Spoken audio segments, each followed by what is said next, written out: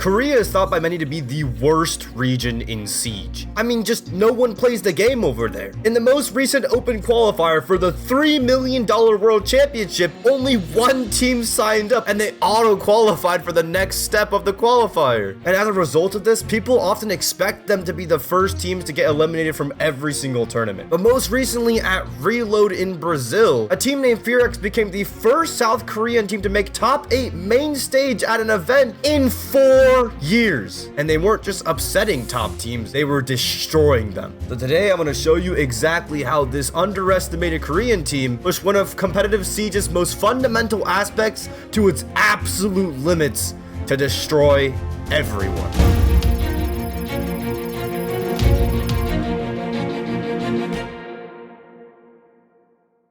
One of the first insane examples of this happens when FearX is playing against North American Titans SSG. In this one, SSG are playing a lounge hold where they castle off every door and lounge to create a line of sight that looks onto bottom garage. This is to protect this garage player who's playing one of the most pivotal positions in the game because garage can look at breach as well as deny a construction side push through. By making lounge a safe haven, they have this line of sight that can deny bottom garage, which stops people from walking up the staircase to fight this garage player up here, and therefore the garage player can ultimately fight the outside breach, which is the most common wall for attackers to get on this bomb site. And that's why they divided so much resources into holding down this spot of the map. Now take a close look at FearX's lineup. Montaigne, Capitao, and Glass. This is a really common lineup for specifically taking garage by dumping a lot of util on it. I want you guys to keep this in mind for later in the video. Now the first thing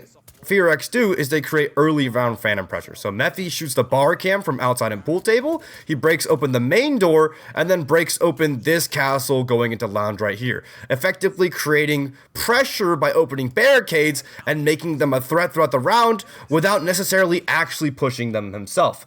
Now, there's two types of phantom pressure I want to emphasize throughout this video to make it easy for viewers. Pro players likely have a different definition, but I want to call it early round phantom pressure and late round phantom pressure. The way I want to emphasize it is like this. Imagine they open this wall and they don't open anything else other than main wall and garage, and then they just go completely silent. They drone up the site 4 million times and then they start throwing flashes to execute. Where as a defender do you think the enemy team will come from if they just open up the points of pressure and then nothing else? No master windows, no strip windows, no windows on the other side of the map, no hatches on the other side of the map, no walls anywhere else, and they just decided to go. They would come exactly from where they're coming from. This is what we call in competitive Siege telegraphing. Telegraphing is where you kind of only open up the pressure that you want to push from, you take too long, and then your element of surprise goes away, and then you push exactly through there. So you'll see throughout the video that FearX do multiple times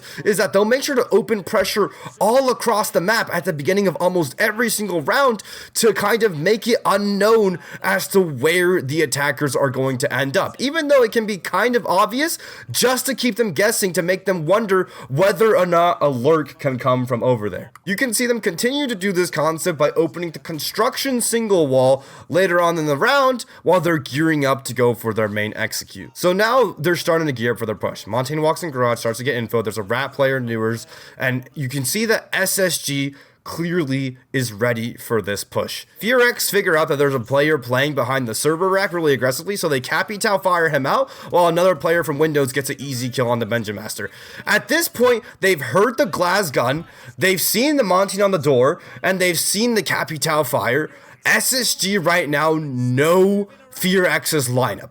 And this is the point where I want to make it very clear. Newers is trying to retake launch for a very good reason. He's preparing himself to go against the garage clear. Ashen's walking back into sight from construction to look at the long angles that stare at the garage stairs walk up. SSG is anticipating a very specific type of garage clear, one that I actually made a video about before involving Capitao and Glass, done by Shopify Rebellion against FaZe Clan at the 6th Invitational. During this push, if you look at the bottom right of the screen right here, I'll try to pause it on it, you'll see a smoke go off right now.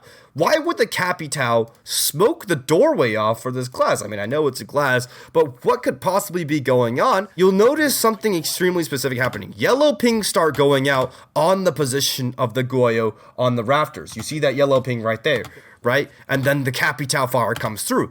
It turns out the glass is pinging the two spots of cover, R1 and R2 on rafters with the yellow ping so that the Capitao can shoot fires blindly at these two yellow pings that will disrupt and move away the Goyo on the top of rafters. He moves to the next one, right? But now Capitao still has one more fire. Peeks in front, shoots the firebolt, and now the Goyo is forced to move on the staircase, from which he is now exposed to Ambi, who just dropped on the breach.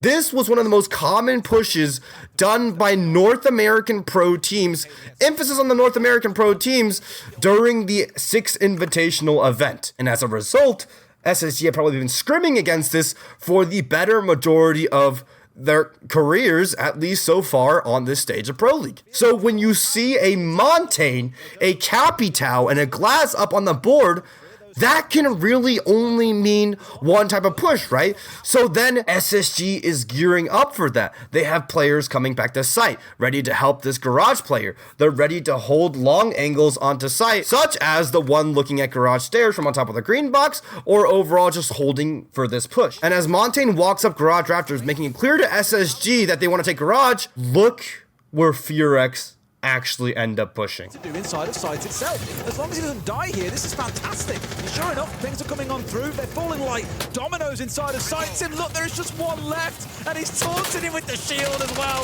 Woogie knows what he's done. All he had to do was keep the Warden busy so he couldn't look at the smoke, and his team could execute off the back of it. Wonderful stuff, and FearX again. FearX, instead of going Garage, instead of using the Capitao to go for the kill on Garage, instead of doing any of that, hop a player through con window, run the Glass through breach, run the Thatcher up red stairs, and before you know it, this Warden wasn't even watching the breach that SSG was supposed to be watching. A basic position, a rush that honestly shouldn't have worked, that most of the time is bad, all works out because they sent a Montaigne by himself up the rafter stairs with that operator lineup. This is the first example of late round Phantom pressure. They put the Montaigne in Garage, but they don't actually push it. The pressure builds up for the entire beginning of the round to now, and it ends up in creating an expectation versus reality scenario for SSG, where they flood it through sight, instead completely subverting SSG's expectations of the Montaigne Garage kill paired with the Glass and the Capitao, which leads to a almost flawless site hit win. But they didn't only do this to SSG. They also did this to Europe's G2. G2 was still regarded as one of Europe's strongest team by the general public going into this event due to their performance in SI groups in 2025. The strategy they're using this round is an office extension roam. So in Skyscraper, typically what you want to do for a T site is you have your players ready to hold down Geisha and T, but you also need to hold these proxy positions. Why is that? Because, well, from Drum, you can see the Geisha Breach walk in, and from Shrine, you can go onto these holes and see people pushing in, reporting for site, while also holding down super powerful positions connecting to the office side, letting you hold down the entire map and not letting the enemy team entirely crunch you into T side by taking every control. As a result, attacking teams typically have one of two really archetypal attacks. They'll either clear from office over to get control of these proxy positions, which lets them eventually execute onto site, or they'll go for a direct black take, taking underneath, walking up the black stairs, and then getting into karaoke, where then they can now plant the bomb pretty safely in a minimal direct take. As a result, pro teams typically want to direct a lot of their bodies onto either direct or the over clear as a result of how defender-sided this map is. But if you look at FearX's positions this round, it doesn't look like they have enough people to clear anywhere. Woogie Man is trying to enter first floor. Good Boy is by himself on Office Balk. Coded is by himself on Geisha Balk. And then Methy is over here on Black Balk. Just a bunch of people scattered throughout the entire map, not really having a clear, cohesive goal in mind. What could this attack possibly be? But like mentioned in the last map, they're opening up things throughout the course of the round. They're creating that early round soft pressure. Good Boys opening up office walls to make the threat of an office entry real throughout the entire round, which is once again is the peak definition of early round phantom pressure. If I open everything up office side and then I just leave it open for the entire round, now the enemy is left guessing for the entire round where my pressure as a lurk or an entry could come from, and that threat doesn't give away. The enemy can no longer just not worry about office side. Thermite gets open the geisha wall. That's another point of threat contention coming through, and Woogieman is currently working underneath. And Ying goes into top black. The spectator doesn't really do a good job of hitting any of the kills here, but I just want you guys to listen to the audio. The first Ying comes out, and it's black stairs. But the biggest thing is, no kills happen from the Ying. Rin goes for an entry on the drum player off of Mephi, throwing a Ying from God knows where. Oh, that was close. And now Good Boy is rappelling up to karaoke window. The Grims are coming out onto site and karaoke. There's people geisha, and now Rin goes for an entry off that. He dies, unfortunately. But look at this. Watch this. Ying is just yinging black. Ying is yinging black, which just signals to G2 that the site should be happening. And they're frantically anticipating Mephi walking into top black. However, where does the actual entry come from? The actual entry comes from Geisha and main stairs. Coded gets a kill. Woogieman walks in. Good Boy dies on the rappel. But now that people have made contact Geisha side, now that Loira is looking at Geisha, he's worried about where the Geisha entry is coming in. Now the Ying walks in. But then done. Good Boy goes down to Loira. And Loira walks straight into the arms of a Ying. He was here on the balcony throwing Yings, faking it for no reason, not actually entrying, which allowed Woogieman to get up the main stairs and Coded to get an entry into Geisha. And then after Loira realized this guy's not pushing, Loira comes back. Loira kills the karaoke guy. Loira thinks there's more people coming here, so he's going to walk back into the site, which off of his teammates' contact, Mephi is going to walk in. It's a constant push-pull, yin-yang, which is what I actually like to call the push-pull pressure theory of picking apart defenses. If you don't have the exact utility to go for the perfect plan execute you can actually one person entry over here, off each other's contacts, fake pressure, you entry, backstab off your contact, I'll go to pick apart a defense off the entries given the enemies bite the pressure and fall for it. And G2 fall for it. They desperately try to walk back. They do get the refrag onto Mephi, but it's too little too late because Woogieman and Coded have now walked into site together, and now they just play the rest of a 2v2. There's not much having to do with the video now, but I'll break down this 2v2 just because I think FearX play it really well.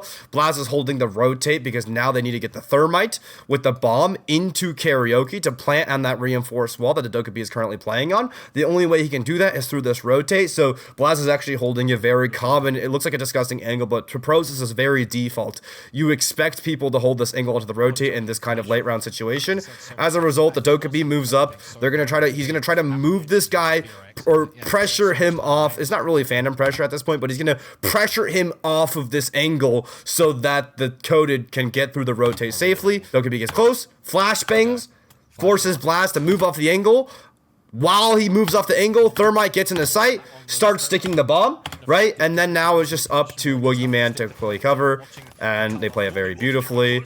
And off of that push, FearX 7-1 G2, one of the biggest stings in the tournament. The worst supposed region in Siege, dominating G2, one of the top, or thought to be one of the top EU teams. And I mean, look at them. They're all celebrating and fucking, this guy's just like typing. And off the backs of wins like those, FearX becomes the first Korean team to make main stage of an event in over 4 years. But they weren't just done showing the world great Siege yet. No, I actually think the best examples in this video come from their main stage game against CAG in the quarterfinals of Reload. It's the first round of attack for FearX on Cafe map up to, and CAG are defending reading bomb site. Most notably, they're holding top floor down in the cocktail area of reading with somewhat of a spread dispersed row. The reason top floor is so important for the reading bomb site is because this is the most default bomb plant spot for attackers. They like to take over here into reading pillar area and then plant on this bomb site. Top floor is important because it has the vertical control that can stop all of the plants. And as a result of this being so important, teams have developed kind of a default way to play top floor that actually gives up half of the top floor itself. They just play really tucked up in cocktail and near white. So typically you'll have one player playing the vert, finding the rest of the top floor over here, and they set up a crossfire with the player playing top white stacks, and their main point of fall off is actually falling down the white stairs or dropping through the laundry hatch in cocktail. I want you guys to really remember this. Fear start the round, and Rin gets an easy opening kill onto a spawn peeker on Heaven Door, and that's whatever. That just happens in Siege. But almost immediately in the round, we see Ying getting ready to Ying out the white hall window. And for some reason, Woogie Man is with Sledge outside bottom white stairs. Ying start coming out in top floor. And at this point, if you're CAG, you think that Fearix are about to head a flood top floor. Mephi might drop down the skylight. Maybe there's a player on cocktail window. Maybe they were taking through here. Maybe Good Boy's gonna hit a repellent through White Stairs window. As a result of it, let's just give up top floor. Let's play it safe. We already have a horizontal roam. Let's just spread out horizontally. The players that were top floor fell down the White Stairs. If you look at the close lines out right here, they've already given it up. They've given up the vertical control. But that plays right into Fearx's hand, because guess who just walked into bottom white with a shotgun? Woogie Man. And now Fearx didn't even send a single person top floor to take the entire map. Shuri's still over here anticipating some sort of push. He's fighting fucking nobody. Fearx are already in the site, and they just phantom pressured the shit out of CAG to just immediately take an entry into site with a dominant rush push. This leads to a pretty easy win for Fearx, but I want to emphasize the beginning positions once again.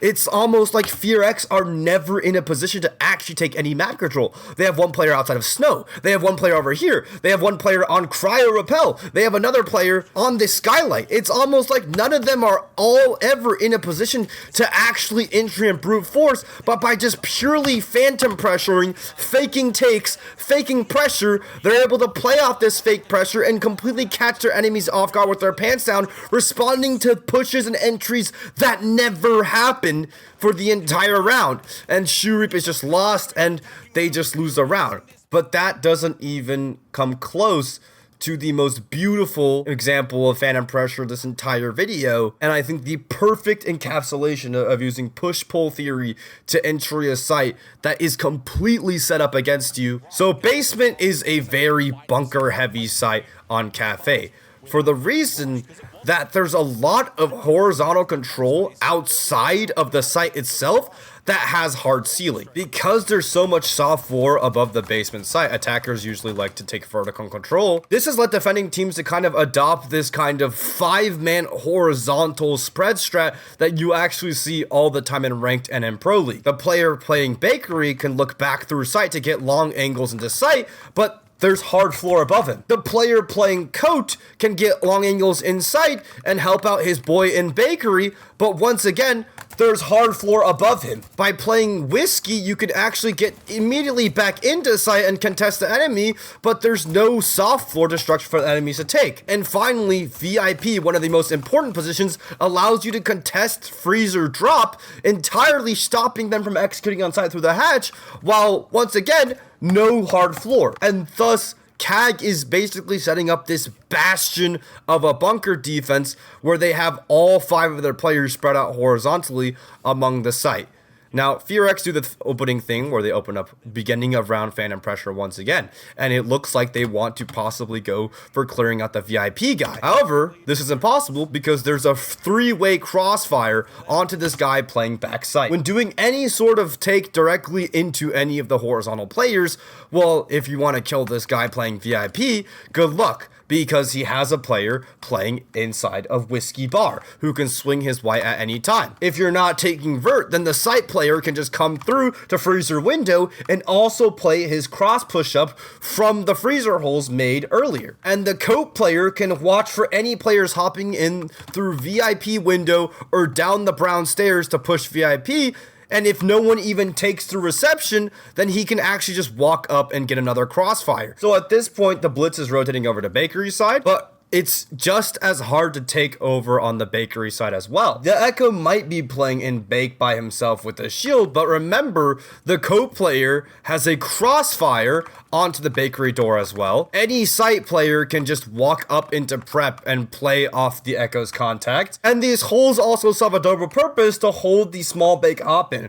Meaning, once again, there's a crossfire of death created by this strat. The push that FearX are setting for, which is given away by the Aurora actually being on small bake window, is the Aurora actually is going to Aurora off the small bake double door. Meaning if the Aurora comes here and blocks off the small bake door, the Blitz can just hop in scot-free without having to worry about this crossfire down the hallway and go straight for this Blake player playing behind the shield right here. But that is not the first point of pressure FearX puts down. The first point of pressure FearX points down is Deimos tracking the Warden. And Shoe Reap is pulled to peeking the backside. Now look, there's one player close freezer, there's one player in VIP, then there's one player in brown stairs. There's 3 crossfires set up all onto killing this Deimos, who just showed his intent to go for the kill on the Warden. Coupled with the flashbang that comes through code side, it makes it really seem like FearX are going for this kill on the VIP guy.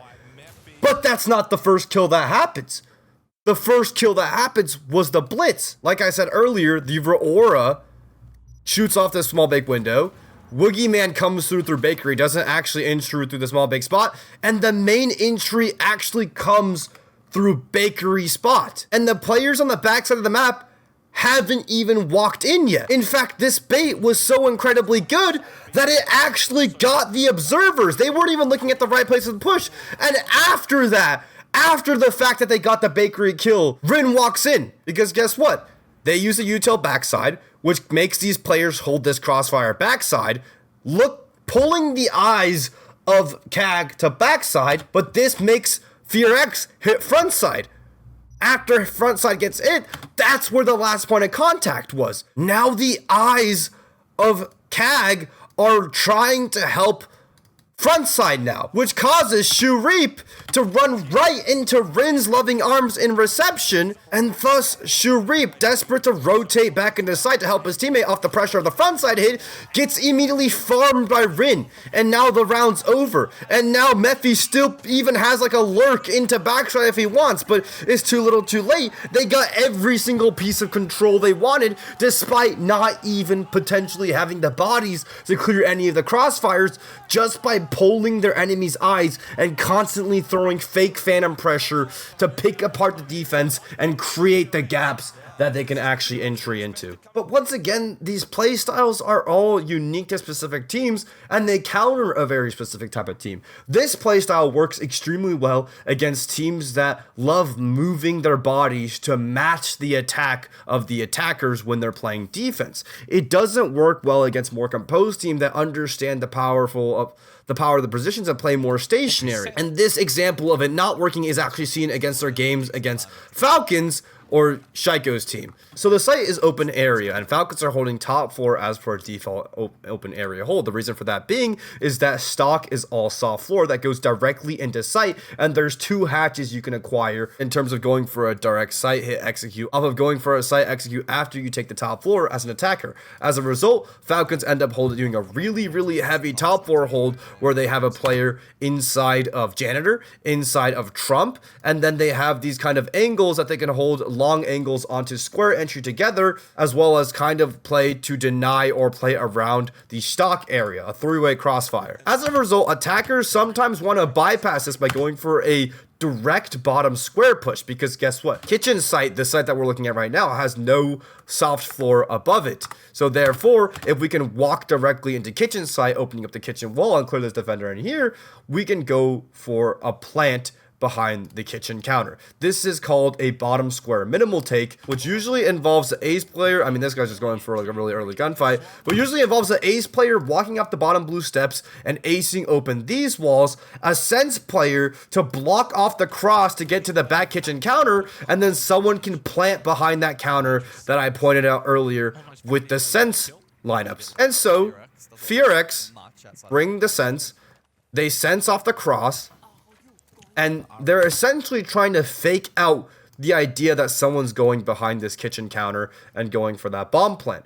However, Falcons being an extremely composed and stationary, everyone holds their own hard zones team, they don't react at all. The mute jammer does get hacked, which means the ace can now go for this, but look at FearX's positions once again. They're not playing their bodies for this execute. They don't even have a Montane or the bomb carrier near them right now to go for it. There's still a player lurking the lurk lobby side, and there's a player top floor side. They're playing, once again, their type of spread out, everyone go for their own entry spots execute, because they're relying on the enemy to move and panic in response to the pressure in order to get their picks. They don't actually have the manpower to go for any of these plays. So Ace gets the wall open, but once again, Falcons know their position. They try to use the senses to stop the aces from getting shot off, but because Falcons know that their Teller's Archives player is so important and there's no one pressuring him right now, he doesn't need to move, the guy just stays there and shoots the aces off. And therefore, keeping this mute safe on this wall because, well, no one can do anything. The players try to go for a desperate entry at top floor, but Shaiko gets a pick, drops the hatch, and now the push falls apart. Despite faking a direct hit onto site, Falcons don't react at all. They don't give a fuck. They don't care that you're threatening a thing on the site. They know, they potentially know through their prep that FearX has this playstyle, and Falcons essentially just beat it. Because it's either in their play style or it was in their prep that they know FearX play like that. But like, they just are not bothered at all by that sense. And FearX still managed to take top floor off this, but Usis is ratting. He's not overreacting. He's hiding in a corner. He's essentially got a freebie. Well, no, he actually dies. But at the end of the day, they go positive on the trade. FearX successfully take top floor now.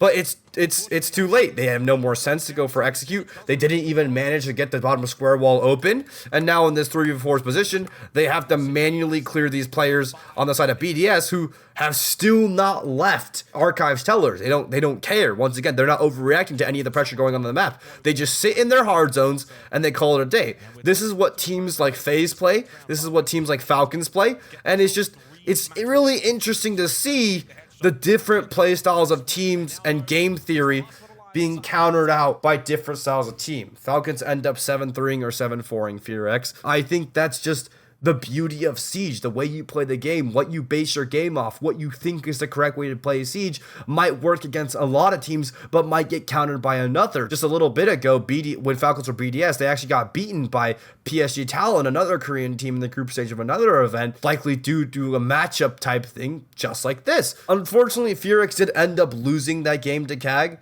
And CAG moved on to the grand finals of the event. But at the end of the day, I just really wanted to emphasize how playing like a certain fundamental in Pro League allows a team to mold their entire identity around it and play such a beautiful, unique strategical identity that it actually throws a lot of other teams off guard and ends up countering and destroying them. So I hope you guys enjoy Siege videos like this, talking about pro Siege concepts. And if you'd like to see more VOD review type videos like this, I'd love to do them. And if you have any recommendations for games you want to see or breakdowns you want to see, why this team is so good, why this team, what this round looks like, please feel free to drop them on my Discord and message me. Love you guys. Anyways, peace out. Title card, woo, woo, title card dapper, woo, title card dapper, woo, title card dapper, woo, title card dapper, woo.